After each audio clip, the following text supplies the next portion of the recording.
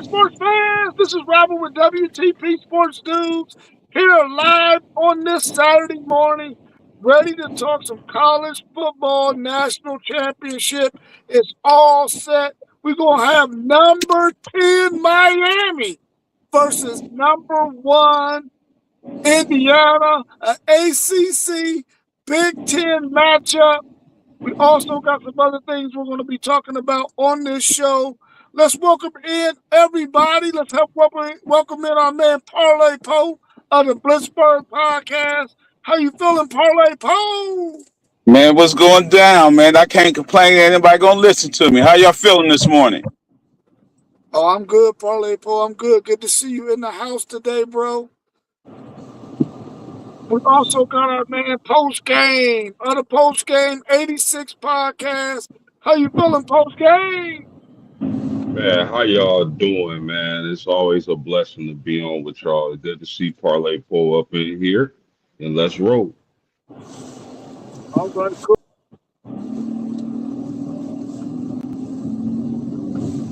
I think Rob dropped off, Poe.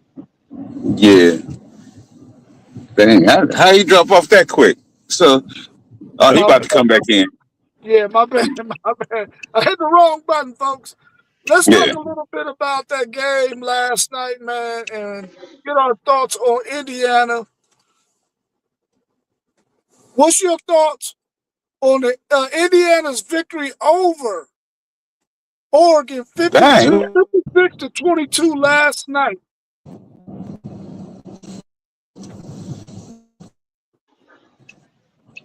Is it? Can y'all hear me? Yep. Yeah, we can hear you. This sound like a robot. Sound like a robot. Hey, Indiana looked elite last night, man. They looked elite, offense and defense. But for Miami, if you can't get no pressure on Mendoza,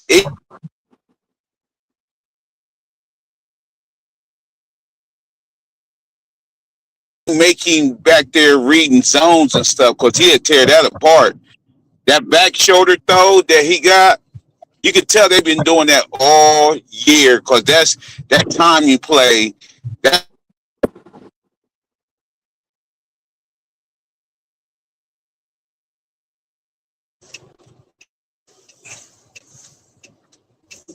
Yeah, your thing is a little bit choppy, Parlay Poe. What's your thoughts on that game, post is game? it. Yeah, a little bit. Man, I just gotta take my hat off to Kirk Signetti and that IU team, man. Who would have saw this coming? This hurricane coming. Um, man, the Is Indiana Hoosiers, a basketball team. Kirk Signetti goes there, and in 2 years, he's playing for a national championship game. Unbelievable job, man. I can't say enough about Kirk Signetti and what he's done for that program. Now, as far as the game goes last night, man, total domination, like Parlay Post said.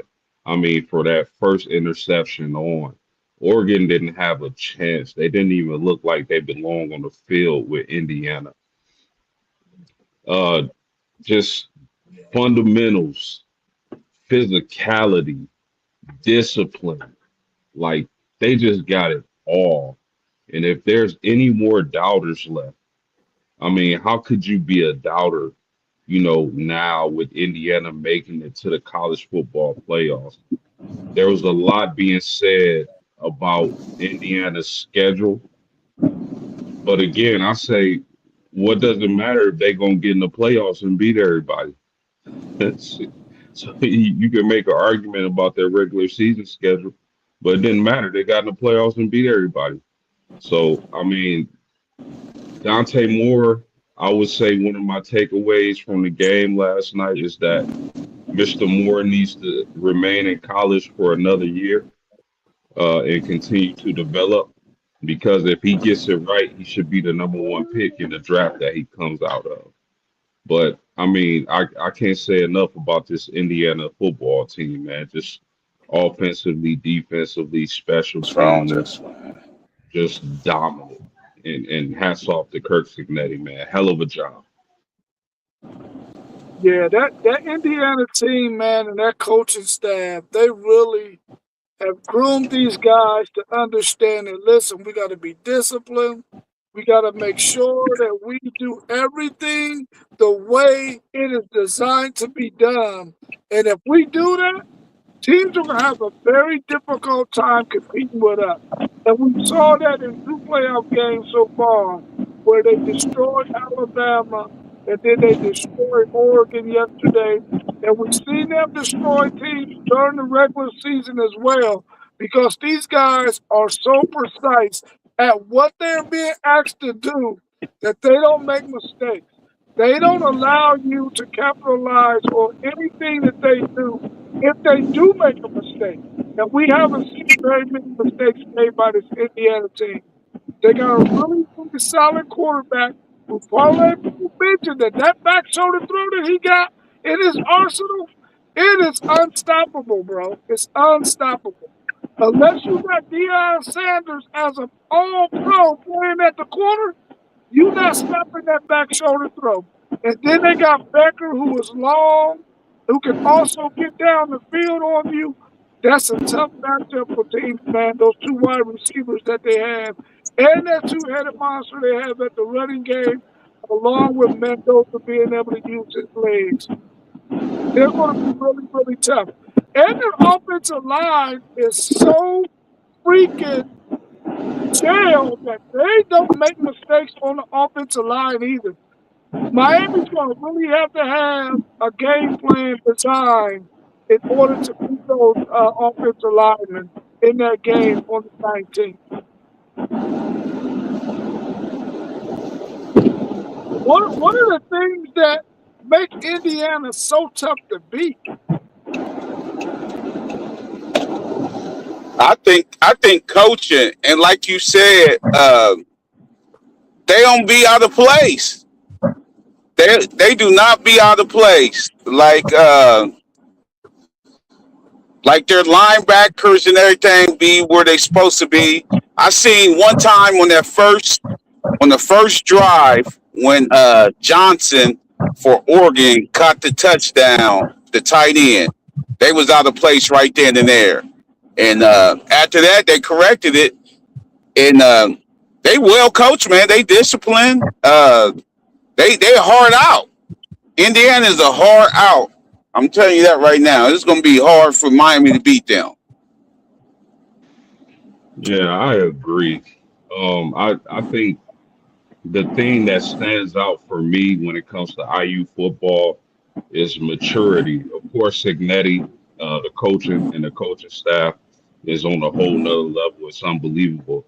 But the maturity of the players that they've been able to assemble on that team is on another level. Also, you got to think they've been heavy in the portal since Signetti went to Indiana. A lot of these players are older and proven commodities on a college football team. So that maturity is being understated when it comes to analyzing these Indiana Hoosiers. The maturity of these teams, these are older players they've assembled for this program. So their maturity and discipline really stands out. And again, I can't say it enough. Hats off to Kurt Signetti, man. That dude, it has been in his bag, as they say. Yeah, the point you made about them being an older team and being a more mature team is really becoming the formula for teams to get really to be really really competitive when they go into the portal, because they want to get guys who have playing experience, who are going to be able to come in and be a part of the depth of that program that they're going to. And Kirk Cignati has really laid out the formula for making that successful. And I really do believe that Miami's going to have a very, very, very difficult time competing with this Indiana team, simply because they don't make a lot of mistakes. Like Parlay Post said, they don't get out of position too often to where you can take advantage of things against them. If Miami has a formula, I'm waiting to see it, because I don't see anything that Miami can really do that I haven't seen Miami do yet that Indiana can't stop, that Indiana can't game plan for. So it's going to be a tough challenge for Miami to be able to do anything against them. But I want to get your thoughts on what would your game plan be to defeat Indiana, and are they even able to be defeated, man? Man, I would have to. I'm putting. I make sure them tackles be on the island with them bookends Miami have, and you have to show Mendoza pressure. I'm talking. It's got to be pressure in his face. I'm talking like every down. Somehow you got to have it coming from everywhere. I would zone blitz him sometime. You know what I mean? Zone blitz him. I give him a whole bunch of different looks so he can't just get comfortable back there. He was real comfortable with Oregon's defense. That's what I would do. Yeah, fellas. I mean, a game plan to beat those Indiana Hoosiers right now, easier said than done. You're Uh, right. e- Easier said than done. If I'm Miami, I think the only thing you can do to beat the Hoosiers is out physical them, because you're not going to out scheme them. You're not going to out game plan them. You're not going to outsmart them. You have to out physical them. And that's, I believe, Miami's only chance of winning this game. You have to be physically dominant. You have to kick their ass and able to beat this Indiana's team. Nobody's been able to do that all season long. And that's going to be a tall task. So, I mean, Cole mentioned it. Those two bookends for Miami have to have the game of their life.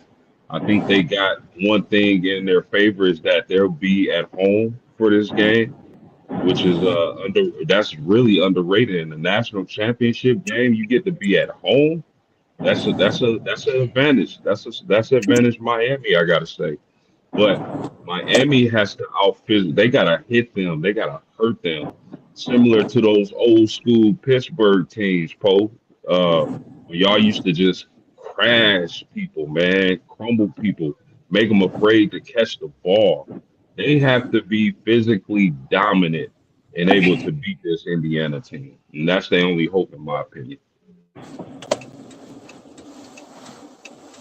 Yeah, I was coaching against this Indiana team. I would take a lot of what you both said already. The bookends got to get one on ones with those tackles. You gotta make sure that you give Mendoza as many different looks as possible to force him to have to do a lot of thinking pre-snap and then change some things up right when he snaps the ball, where your guys already know that, listen, if they in this formation, they might be trying to do this. We got to cover that. So hopefully Miami's coaches have been watching all the film on Indiana. Because the reality is Indiana's not going to be out of position and not going to make a lot of mistakes, but maybe you can out physical them for 4 quarters and wear them down in the fourth quarter and possibly steal a late victory over Indiana. And maybe you might be able to get the ball in space to Tony and some of those other guys to where, they can make a guy miss and get some extra yards.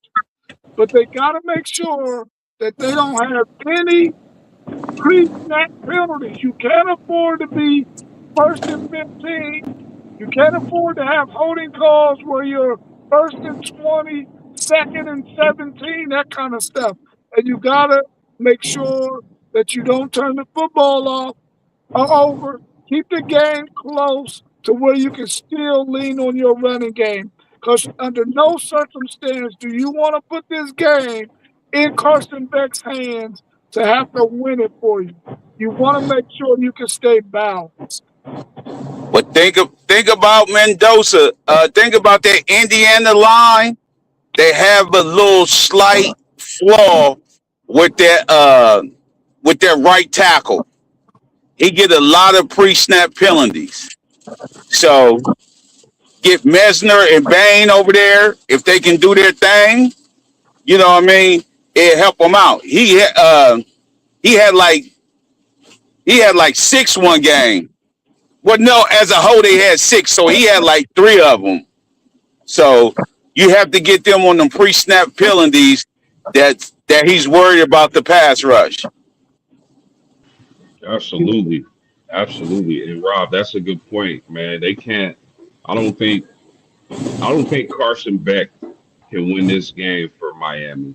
Uh, Carson Beck has, and I don't mean this as a slight, but Carson Beck has to be an ultimate game manager in this national championship game.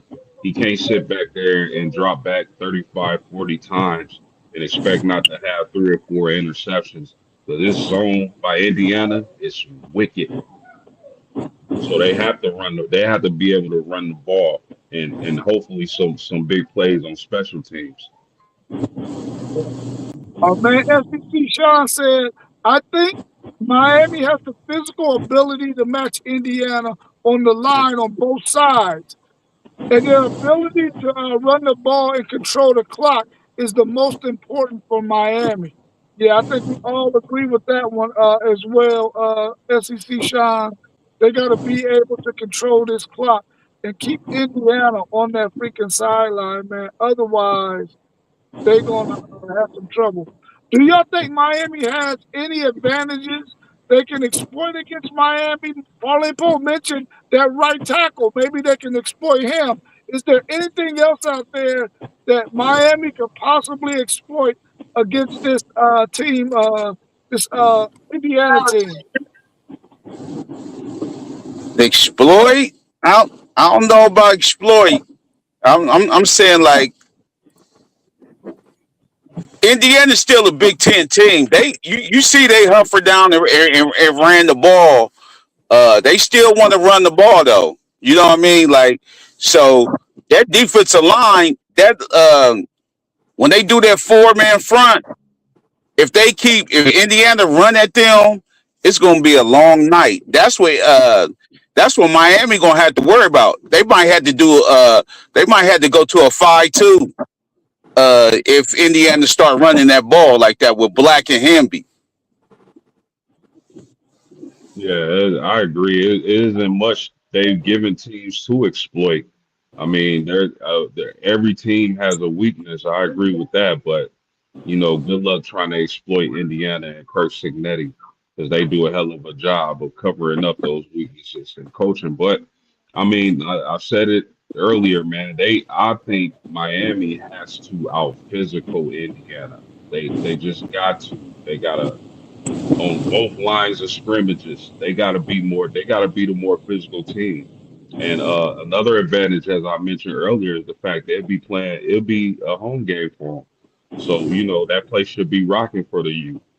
So hopefully that translates to a mistake or two for Indiana, which doesn't happen often. But we'll see, man. I think Miami's only chance is to be the more physical team, man. So do they national championship? They split the tickets down the middle. That I don't know. I think both universities get the same amount of tickets, but you got so many people who might not even be Miami fans, who might not even be Indiana fans, who are going to be at that game that are going to be able to get those other tickets. But I think each university gets the same number of tickets, and then the rest of them is just on the open market to be sold. Yeah, because Indiana had a home game. Yeah, they got a home game for sure. So they're going to probably try to soak up all those tickets that are out there, just out there for the general public that the university doesn't get for their alumni and boosters and all that other stuff who normally get those tickets that are being given to the university. Yeah. Let's welcome my man SEC Sean to the show. How you feeling this morning, SEC Sean? Doing good. Still shocked about the result of that game last night, but wow. But hey, we got one game left. Yep, we got Hope, one hope game left. everybody else having a good day today so far too. We got our What's going man on, down there. SEC Sean? What's up, brother? How you doing? Good, chilling. Good. We got our man Donnell Irvin in the chat. He says Indiana has to stop the U players at first contact. It's the second effort that pushes Miami past opposing teams. Their O-line pushes their running backs during yardage after contact. We saw that a lot in that game against Ole Miss, where their linemen were in the pile pushing their running back to get extra yards. How do y'all feel about that technique that the Miami, really everybody uses that, but we see Miami really use it a lot here in that game against Ole Miss. Do you think they can take advantage of Indiana in that fashion? Well, I mean, I think every team, of course, employs that strategy, but that's nothing but an effort play to have your big uglies running down the field. And I think both these teams do a great job with that. If you look at last night, Mendoza breaks off on a run, does some spin moves, gets hit, ball pops out, but who's right there to pounce on it? One of his linemen. That's not very rare that you see an offensive lineman 15, 20 yards downfield diving on a fumble. But these two teams seem to take that mindset as, hey, we got to go. And that's what I think that both sides that this is probably going to be a really good game for the national title. These two teams have some of the same strengths. I don't know. This is going to be insane to watch, but I think both teams do it well. Just an effort play on my part.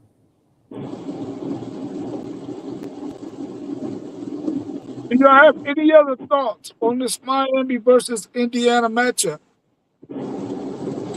Carson Beck can't lose the game. Yeah.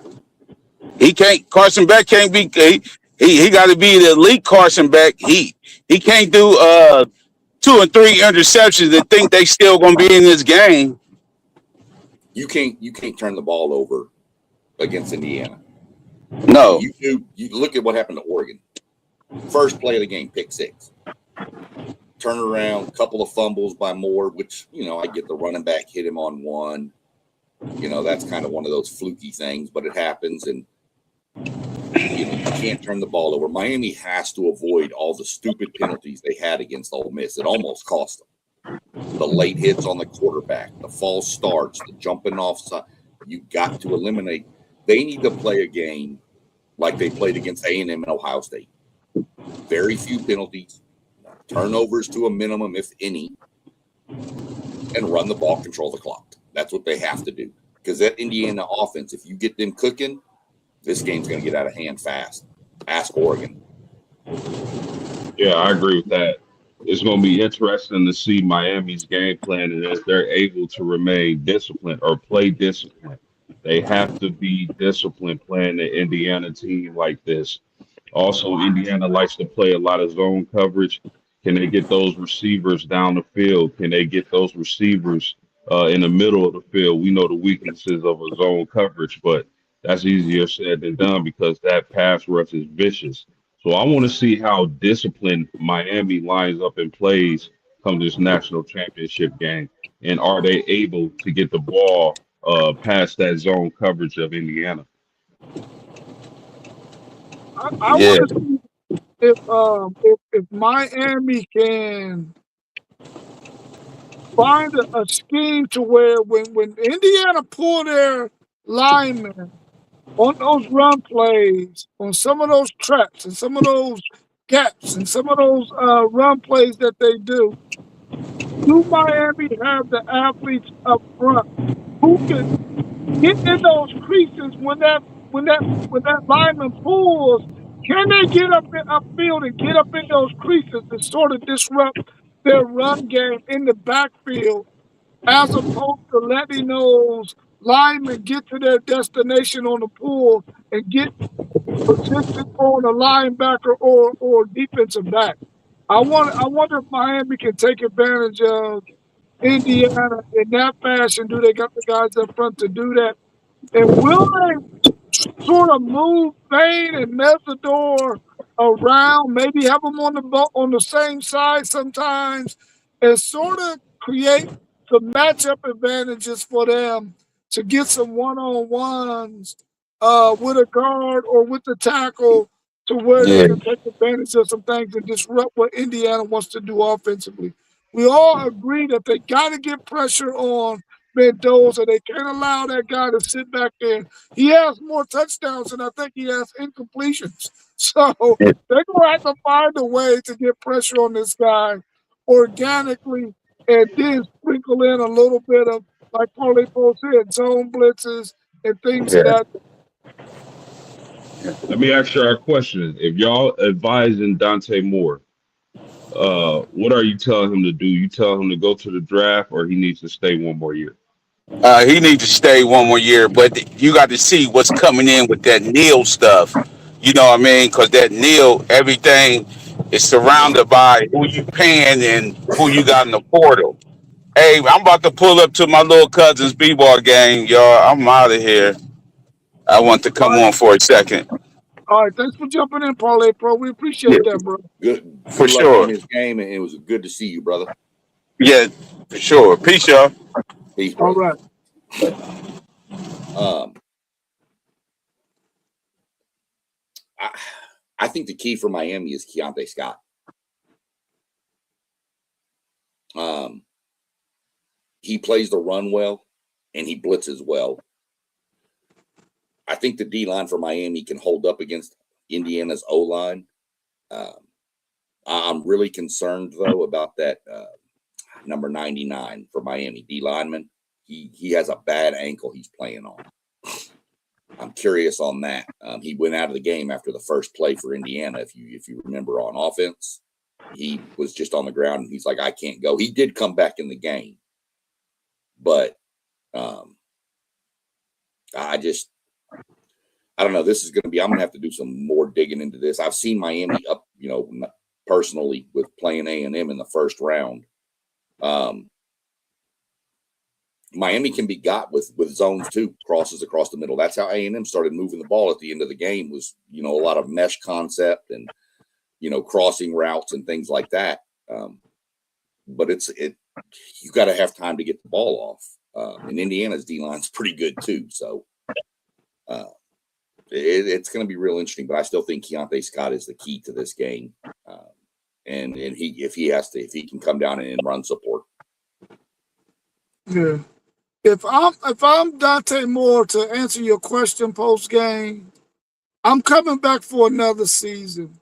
I'm a firm believer in, if you're a quarterback in college, you really want to play 2 seasons where you're a starting quarterback. You want to play 25 plus games.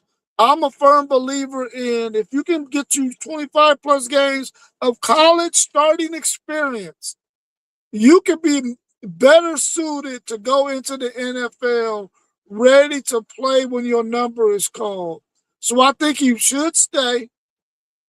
There just happens to be this guy named Arch Manning who's coming out next year with the name.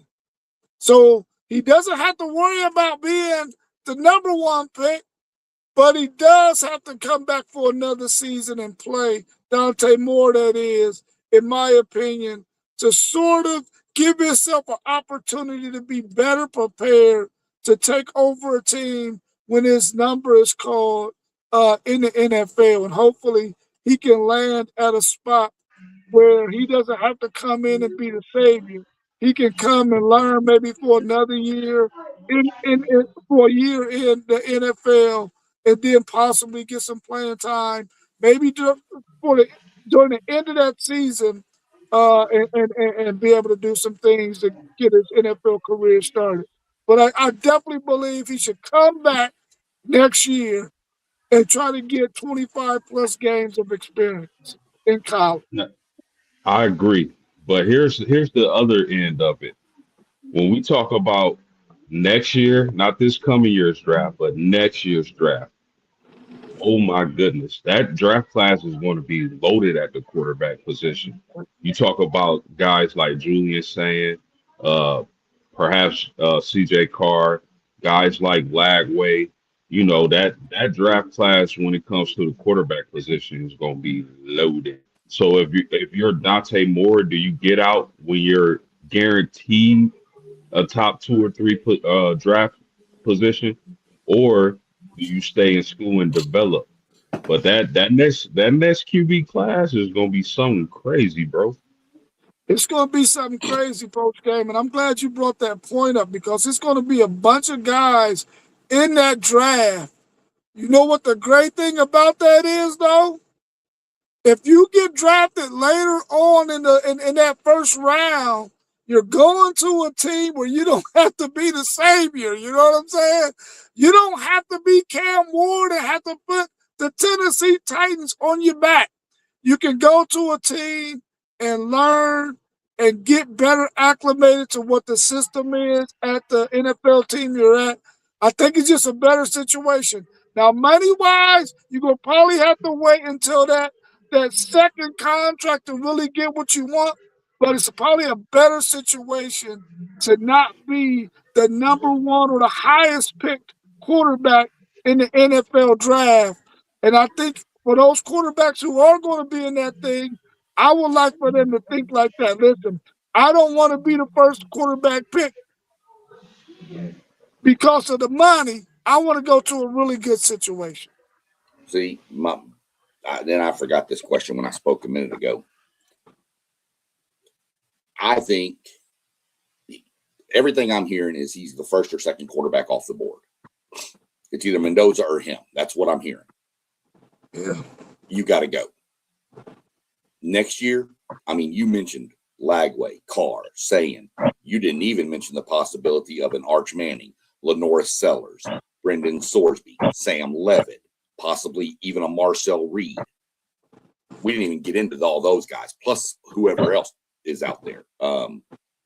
What's Gunnar Stockton at Georgia could be back. You know, I mean, you're talking.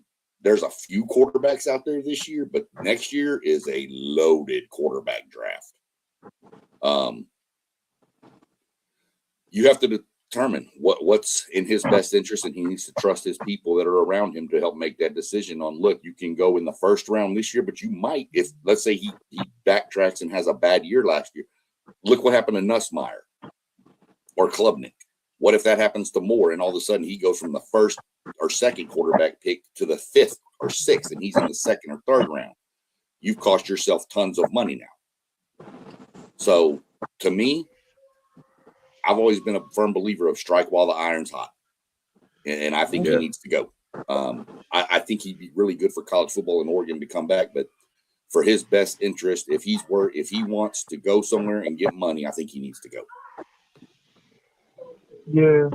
Man, Good just think question. about I'll let you ask that question after I say this post. So Go don't ahead, forget it. bro. Don't forget that question. Don't forget it. Could you imagine what college football is going to look like next year, bro, with those quarterbacks, man? It's going to be unbelievable. All of those quarterbacks getting another year under their belt. Some of them at the same school, some of them going to different schools. Could you imagine how good Marcel Reed is going to be next year after seeing the jump that he made this past season? The way you see Arch Manning get it together the second half of the season, if Dante Moore decides to come back, Lagway going to a new situation, man. Oh, it's going to be unbelievable, man. I'm looking forward to next football season like I do every season. But thanks for letting me take that time, postgame. Go ahead with your question. No, you good, bro. Yeah, man, that's a heck of a point, man. Like, man, that like if you think about the Heisman race, like, cause the same thing we did last year. We can say a lot of these guys in their situation, but who's the quarterbacks who are going to fall off or get injured? Or this or XYZ happens and then their season doesn't end up being what we thought it would be. But man, just on paper and looking forward, the quarterbacks next season is going to be unbelievable. So my question was going to be Trinidad Chambliss. It doesn't look like he's going to be granted another year. I know he's still fighting for that, but it's not looking good. Where does he end up in this year's draft? Like, how much did his stock increase? Where would you take him?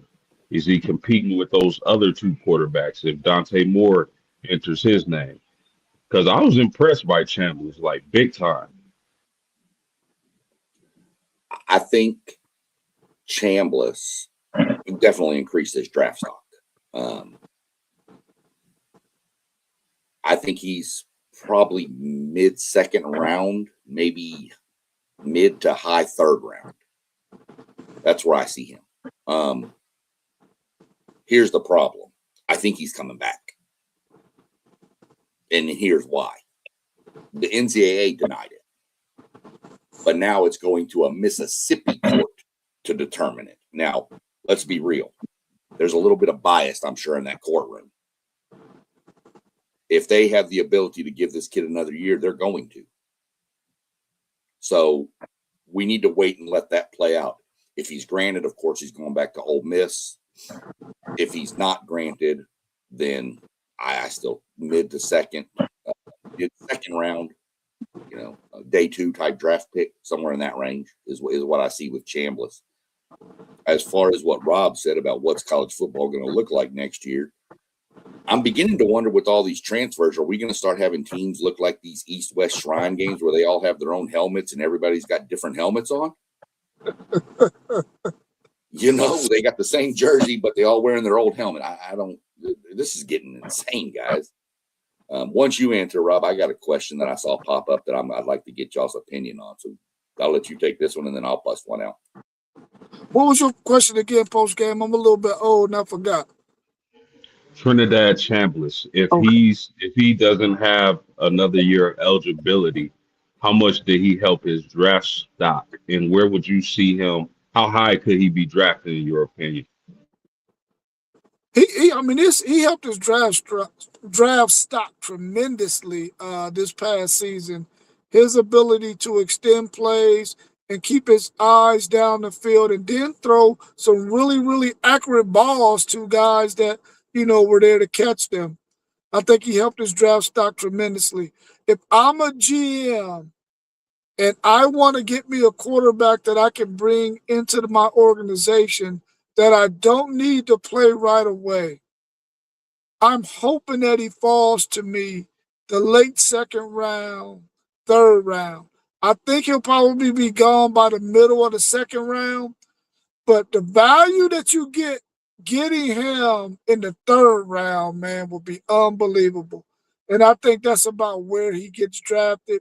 I don't think he creeps up into the first round unless he goes to the combine and does something dynamic there that really turns some of those scouts' heads. And maybe he can squeeze into a late first round. But I don't think that's going to happen. So I see mid-second round, late second round, early third round.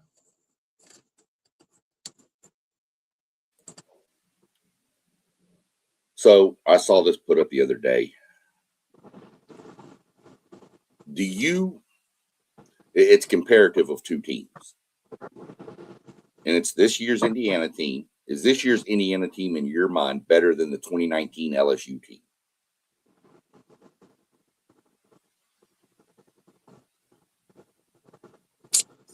Man, that's a good question. Complete team, yes. Because you're talking about offense and defense. Yes, they're a better team than that LSU team completely as a whole. But most times when you think about that LSU team, you think about the fact that offensively, you ain't going to be able to stop these dudes, man, because they're going to put up 40, 50 points on you. And could this Indiana team stop them from putting up 40, 50 points? I don't think so. I don't think so. But as a complete team, I would say that this Indiana team is a better team than that LSU team because their defense wasn't that good. But if you just Man, think offensively, LSU all day, bro. I mean, great points, Rob. I don't have a dog in this fight. Uh, I'm not biased towards the Big Ten. I'm not biased towards the SEC. I agree with you that Indiana is all in all the more complete team, but the fact that that LSU team had Jamar Chase, Justin Jefferson, and Joe Burrow slinging the rock, I'm not going against that. I just can't. I Yeah. can't do it. I can't. If they That's play, I'm picking LSU to win. That's for sure. if they play, I'm taking the over. I don't care if the points are is over under is 90. I'm taking the over. I think that's a really good comp for as far as complete team. I don't know. I mean, Indiana's D line is probably better than LSU's at that year, but LSU has some DBs too. So, but as far as offensive comparison, man, that's tough. But I'd still I have to lean LSU. I mean, you're looking Burrow, Chase, Jefferson. I'd have to go look at the roster. There was a couple other receivers, a running back. I mean, that team was stacked. I believe I they saw had it last Randy night. I Moss. thought it was a go ahead. Sorry, Post. Yeah, they No, have Randy I Moss tight end. yeah, I didn't mean to cut you off, but I had to say that I think they had Randy Moss son at tight end. Yeah, I think so. I think you're right. Yeah. That team was just that's still probably the best offense I think I've ever seen in college football. And I've been, I'm over 50 years old. I've seen a lot of college football. But yeah, I saw that pop up last night and I was like, you know what? That's a good question. Yeah. Because Indiana has dominated everybody they've played. And so did that LSU team. So I was like, yeah, okay.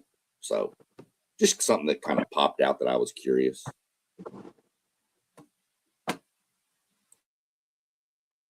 Yep. What's your thoughts on all of these players out there in the portal who we know are not going to find a home before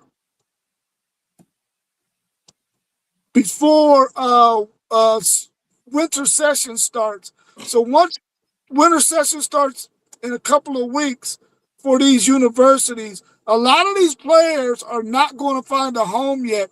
They're not going to find a home until the end of that semester or that end of that quarter. What do you think teams are going to be looking for in the portal to help their team build depth?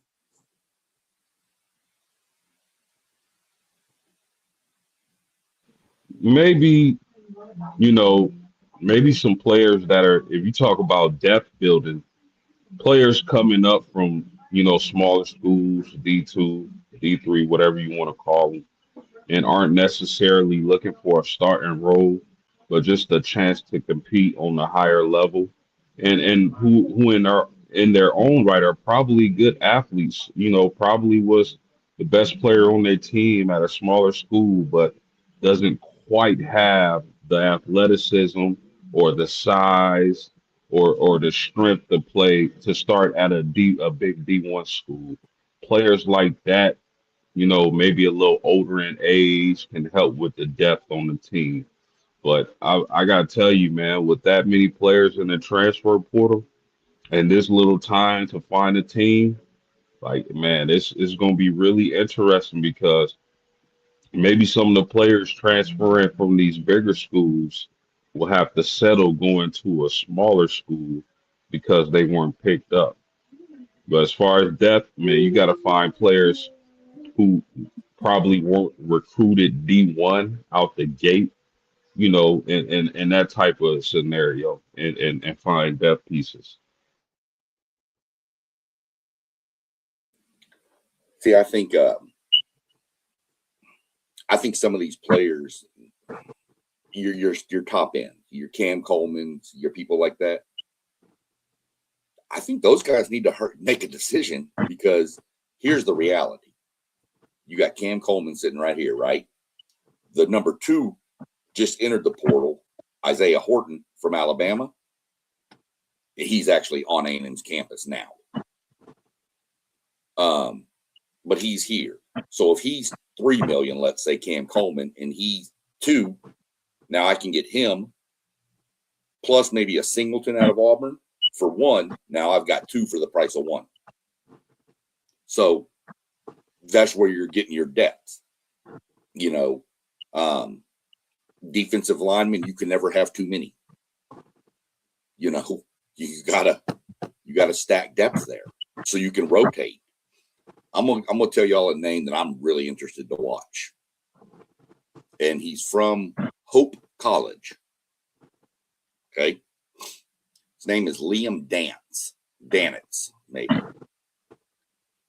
He's an edge rusher, runs a 10.55 in the 100, 20.92 in the 200, and had 21 tackles for loss and 15 sacks last year. He entered the portal last night and has already received tons of Power 4 D1 offers. You get a guy that fast off the edge. I'm curious. What's his measurable, Sean? What's his measurables? Let me see if I can pull him up real quick. Let me see. Okay. But while he's doing that, I really feel like these guys who do not find a home soon, and they end up having to wait until after this next semester is over, then that means you miss spring ball. And you don't get a chance to put your name in the hat, so to speak. You know what I'm saying? To see where you're going to fit in with this team. Now you come in during summer workouts and in fall ball, and now you behind the 8 ball at that point, man. And I feel like a lot of these guys may have did themselves a disservice by jumping in the portal, unless their ideal is, okay, I'm a smaller school guy, I'm going to jump in this portal to see who bites. If don't nobody bite, I'm just going to go back to my school. If they're going to do that, cool. If their school will still take them back. But outside of that, man, I think they really have to be paying attention to the fact that, listen, I might not end up anywhere, and I might end up like the guy last year who went in the portal, or the group of guys last year who went in the portal that never found a home. Sometimes you gotta whoever your rep is or whoever your agent is, you gotta ask them some really difficult questions to make sure that that's the best choice for you. And I hate to see that these young people are going to be going out like that, man.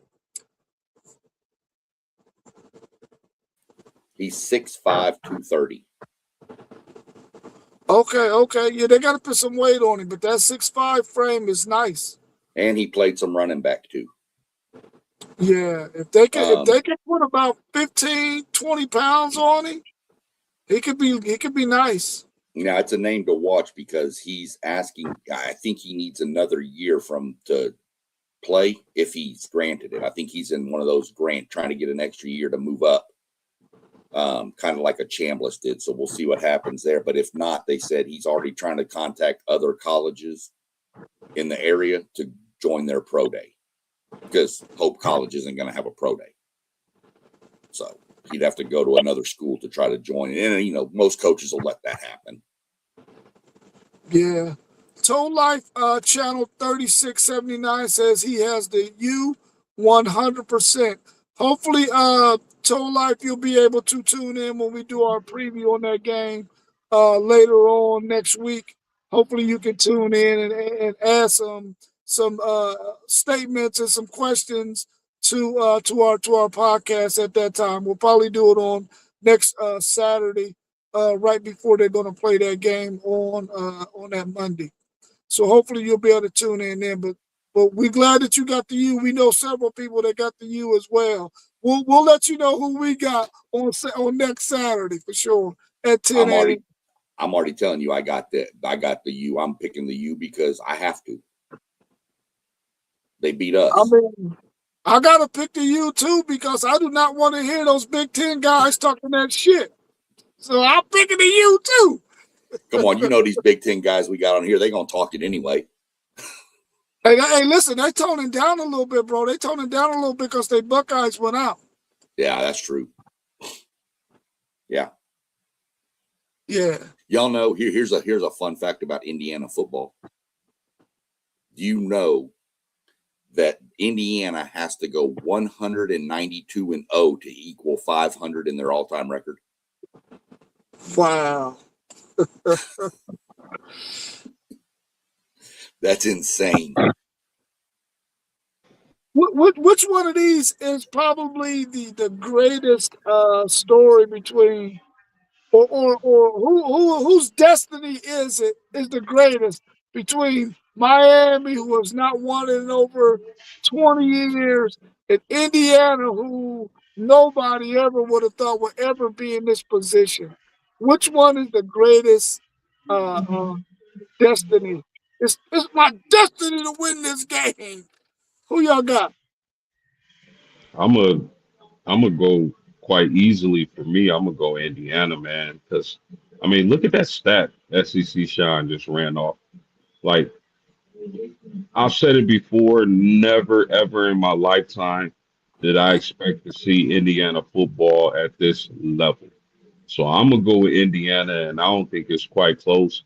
I mean, Miami is a great story too in their own right, but the U is the U. We expect them, even if they haven't been good, to be good at some point. So I'm gonna go with IU.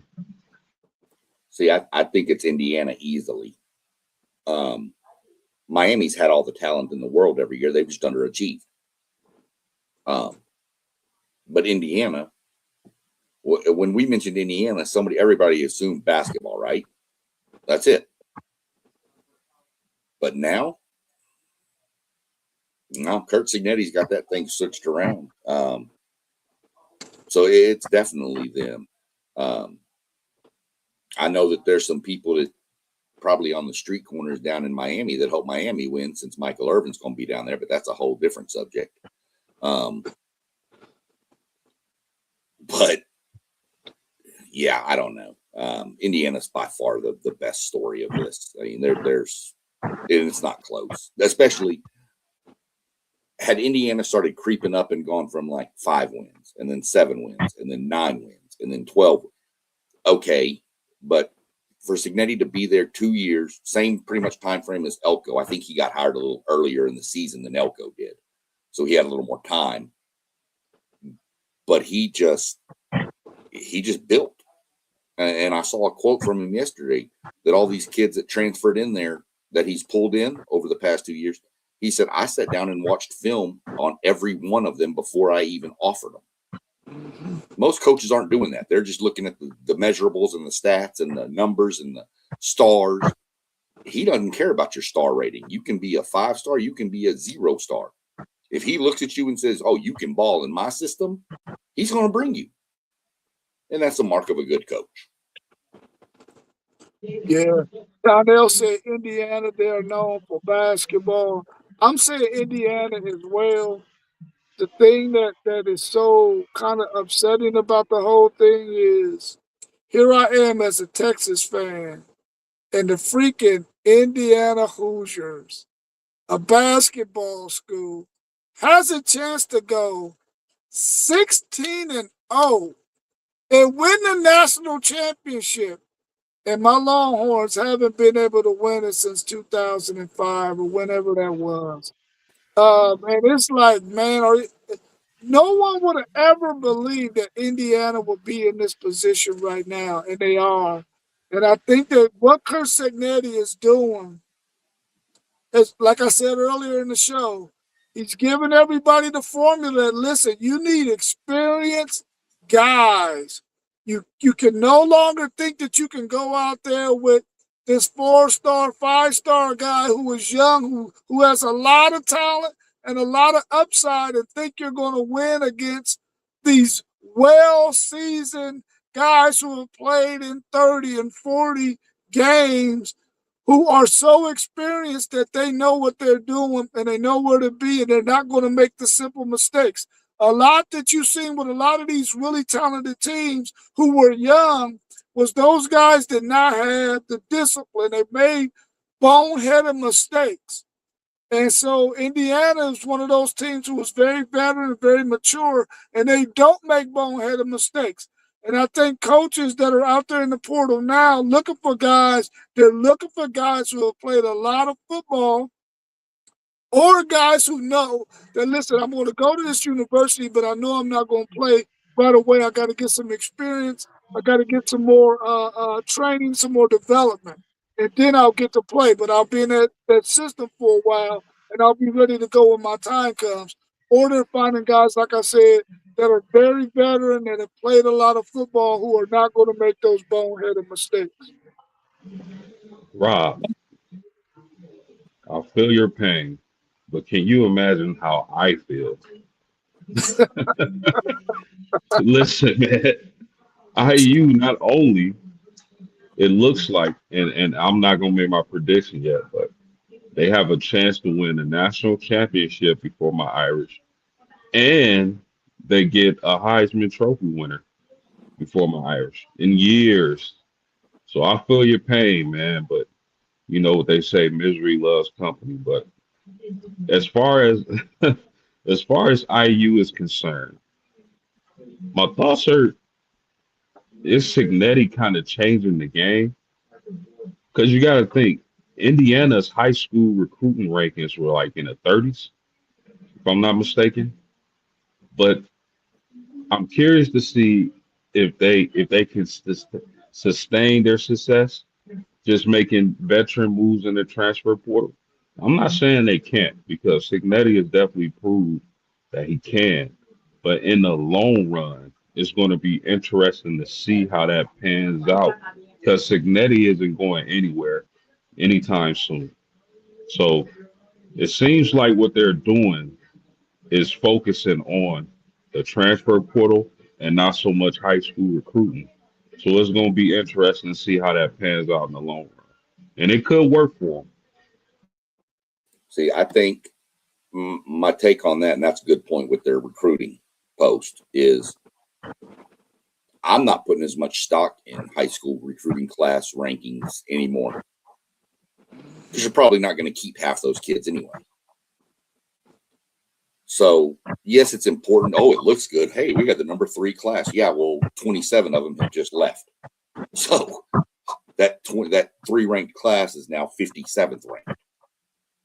So it's a matter of retention of them. I think Signetti's made a lot of good additions through the portal because I think Signetti looks for IQ guys. You hear it all the time. He's got a high football IQ. I think that's what he looks for. And then he'll work with whatever talent you bring as long as you know where you're supposed to be, how to be there, and when to be there. He'll work with whatever physical traits you bring. This is apparently I have too much free time on my hands, but here's another fun fact about what Rob mentioned. Indiana can go 16-0. And as far as misery loves company, I'm the most miserable. 1939. Now, we have had a Heisman Trophy winner recently, but yeah. So let's not talk about past championships, please, because that makes me want to cry. But here's a real crazy fun fact. Can anyone name the last team to go 16-0 in college football?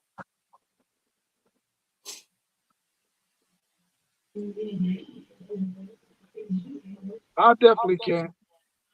I can't, but I'm gonna take a stab at it, and I'm gonna say Miami. You want to take a stab, Robert? I'm going to say Texas. Hell. Yale, 1894. Yeah. And, I was going to say one of those Ivy League schools, but I just didn't think they played that many games I didn't either. And apparently they did that year. And I was like, wow. But yeah, Yale, 1894 was the only team to ever go 16-0 in college football. And unfortunately, I don't think they're sitting around with bottles of champagne like the Miami Dolphins ready to, celebrate somebody losing. So, Yeah. Let me ask y'all this question, man. And this could be the last question that we have. We're right up at 1 hour.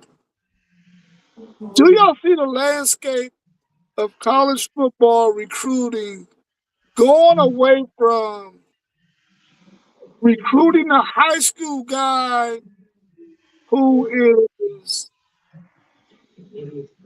5-star, 4-star, and paying them a lot of money to get them to come to your university, when now we're starting to see guys who are coming in highly rated like that are now starting to jump in the portal after 1 year on your campus.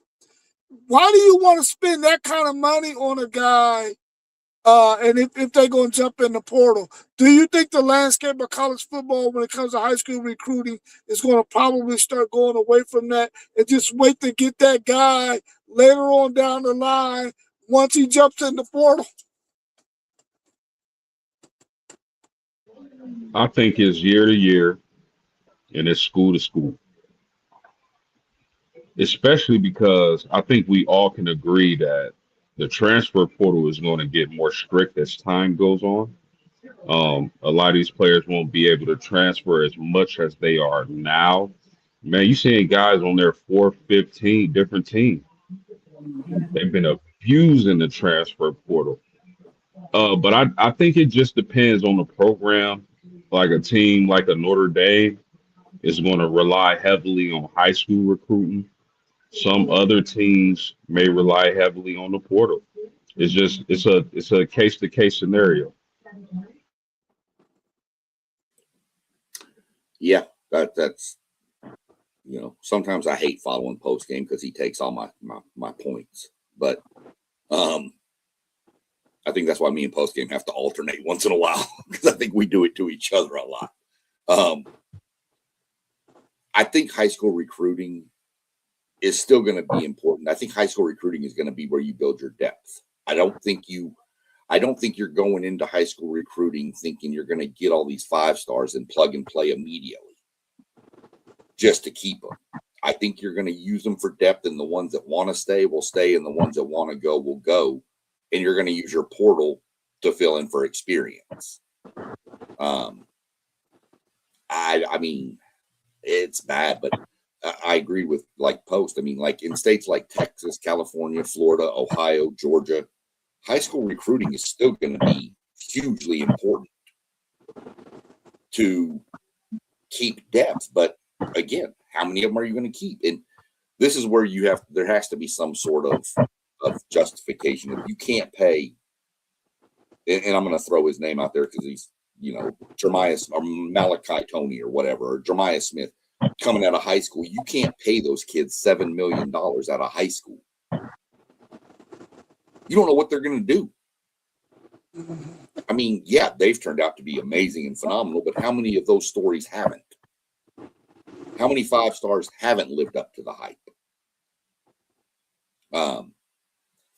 So I mean, I don't know. I think you're going to see a landscape. There has to be some sort of governance on this. And as far as this portal goes, I still say what I said last night on our show, Rob.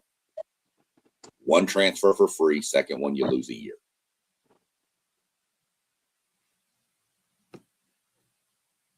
Yeah, man.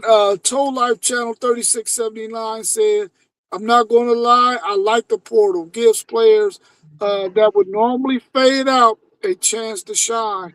Yeah, in cases we have seen that happen, Toll Life. So we like it for that reason as well. I think for the question that I asked, I think a lot of times or lately we're going to probably or upcoming we're going to probably see coaches when it comes to offensive linemen. Yes, when it comes to edge rushers, yes, but when it comes to wide receivers and running backs that come a dime a dozen, I don't know if they're going to necessarily go after those 5-star guys unless maybe they're Malachi Tony or Jeremiah Smith. Because you can find a really good wide receiver and a running back a dime a dozen. And I think it's probably going to be, like post game said, situationally, year to year, school to school. But I also think position-wise it's probably going to be that way as well. Because I'm not, as a Texas Longhorns fan, I don't want them taking a risk on a wide receiver or a running back Like in the case of Jamie French, who was only on campus 5-star guy for 1 year, or high 4-star guy for 1 year. We bring him in because we need a wide receiver help that year, and we knew we had some guys that were going to be going elsewhere. We need a guy. We bring in 3 dudes, and well, 4 dudes total. And Dylan McCutcheon, uh, Jamie, Jamie French, Locke, and then Michael Terry. We bring in these 4 guys, but French decides he's going to be the odd man out. He's going to go. But we done gave him this money for what? He never did anything for the University of Texas outside of being on the sideline and maybe cheering some guys on. So I think that as a Texas fan, I want them to get away from guys with wide receiver position and running back. Maybe you'll go all in on your corners, your defensive ends, and defensive tackle, of course, and the trenches on offensive line, and quarterback, of course. But some of those positions you can leave out the equation, man, because you can get them in the portal. Yeah, for sure. Uh, yeah, I mean, I rock with the transfer portal heavy. I just believe there are going to be some stricter laws being implemented coming down the pipe. I don't think we're going to. I think in the next couple of years we're not going to see players going 4, 5, 6 different teams in their college career. I think that's going to be a wrap. I agree. I think colleges are going to start figuring out a way to say, look, you can come here, but if you come here as a freshman, say out of the transfer portal, and you got 3 years left, there's going to be a contract that says you're here 3 years. I'm not paying you $8 million to bounce next year. My theory on it. Quick plug for a game today, if y'all are interested. There's the Army Navy game, high school, the All American Army Navy or Navy All American Bowl, whatever it's called now. That's on today. I'm going to be watching that because we got 2 receivers and a cornerback in that game. The kid from Ohio's in that game, Brandon Arrington, the cornerback. It's been the number 1 cornerback at the thing, and the 2 receivers, we got Williams and Gregory. They've both been the top 2 or 3 receivers all week out there. So that's why I'm not too worried about this Cam Coleman thing. I think what we've got coming in, we got Craver back, we got ABR back in his sophomore season. We still got Terry Bussey, who I'm waiting to break out. We got Jerome Miles. We got cats at receiver. So Cam Coleman would just be icing on the cake. I think it'd be icing on the cake for post games Notre Dame. I think it's for you, Robert. I think you've got depth at that position. That's just a bonus is all he is. You got an extra sprinkle on your cupcake with him. That's what you got.